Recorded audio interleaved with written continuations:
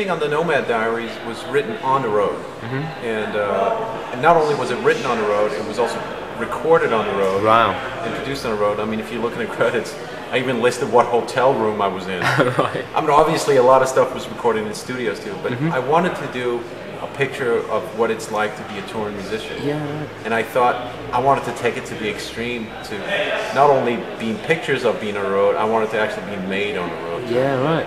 So it's done on planes, backstage, at hotel rooms. Wow, that's. I mean, it's a great concept as well, because it's you know, it's also taking advantage of the technology that's available these days, right? Yeah, absolutely. I mean, I've been in love with electronica for many years. I got hip to it when I played with Ryuichi Sakamoto a long time ago. It was like 15 years ago.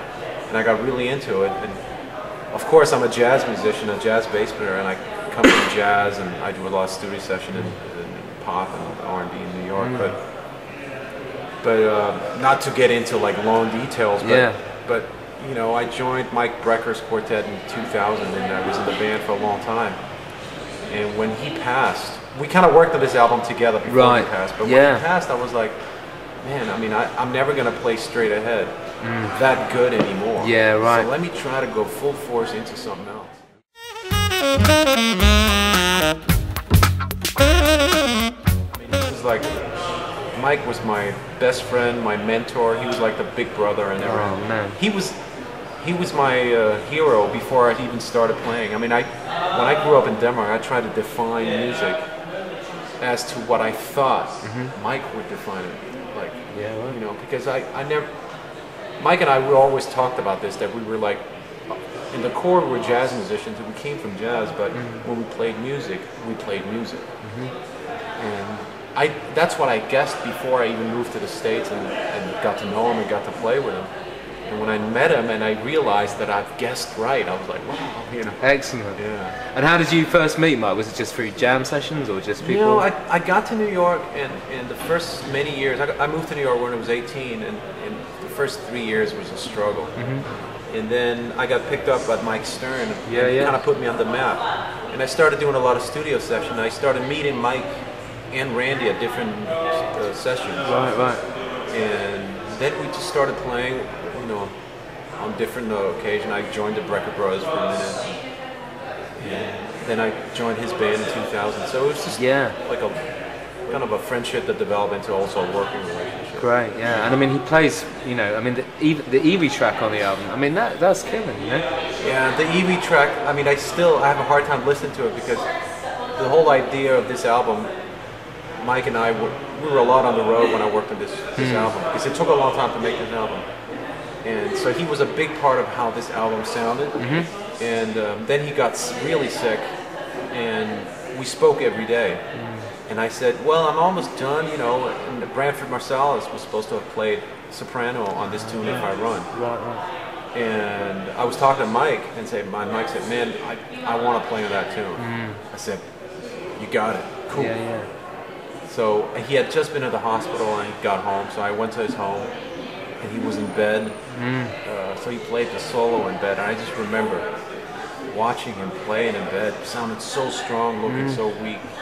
And it's like, I cried when he recorded. It was like, man. So when I hear that track, I can hardly hear it today. Yeah. I'm like, oh, man.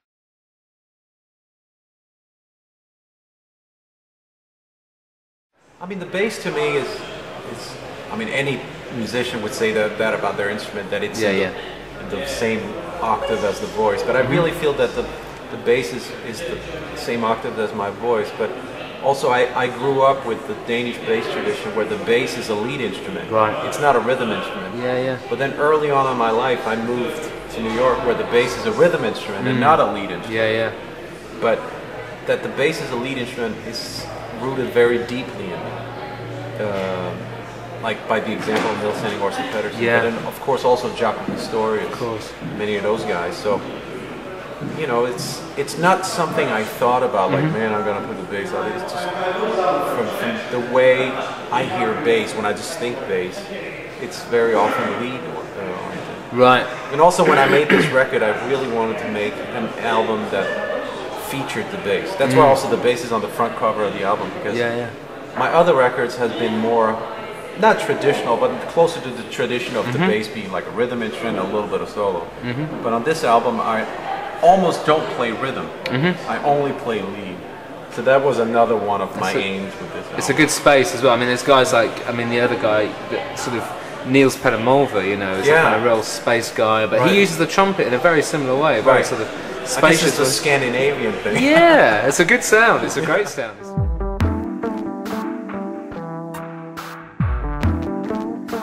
It's a silent bass you're playing, yeah? Yeah, it's called the silent bass. Yeah, even though it's not silent, right?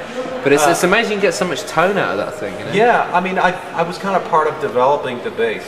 For a long time, I was looking for an upright electric, and I tried so many of them out there, and either they didn't feel like a real acoustic, or if they felt sort of like the acoustic, it felt, I mean, it sounded like an egg divider, so I kind of gave up. But at the same time, I was had an endorsement contract with Yamaha on electric, and then they came to me and said they were going to develop this silent bass thing, and if I wanted to work with them, and I said, man, yeah. So we started working on it, and this is the one I'm playing now is called the SLB 200, which is the second generation of the silent basses. And in the beginning, the bass was a supplement to my acoustic. Right. But the last 4 or 5 years, it's been my main instrument. Because travel-wise, it's since 9/11, it's getting so hard to travel with an acoustic bass. Absolutely. Like Alitalia and a couple other airlines, they just simply don't want to accept it. Right. So that's one thing. And then sonically also, it's always frustrating when I play the acoustic. It's like nothing can replace the acoustic bass. No. But in order to have an acoustic bass, to do it justice, you need to put a microphone in front of it. Not a pickup, because it wasn't designed for a pickup, but you have to put a microphone in front of it. But if you play live on stage, you have the drummer starts playing, then the sound engineer can't use the microphone and uses the pickup.